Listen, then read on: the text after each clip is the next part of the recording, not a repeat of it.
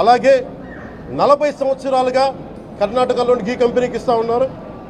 15,000 కేజీలు అవసరం అవుతుంది నెయ్యి, మనకి స్వచ్ఛమైన నెయ్యి. అలాంటిది వీళ్ళు 1000 రూపాయలు కొన్నదాన్ని వీళ్ళు 360 రూపాయలకే వస్తుందని చెప్పి ఎవరో మిడిల్ మ్యాన్ వచ్చి చెప్పారు. ఆ మిడిల్ మ్యాన్ ఎవరు? దీని మీద సంతకం పెట్టింది ఎవరు? మీరు 1,00,000 లడ్డూలు మీరు అయోధ్యగా పంపించినప్పుడు మాట్లాడింది ఎవరు?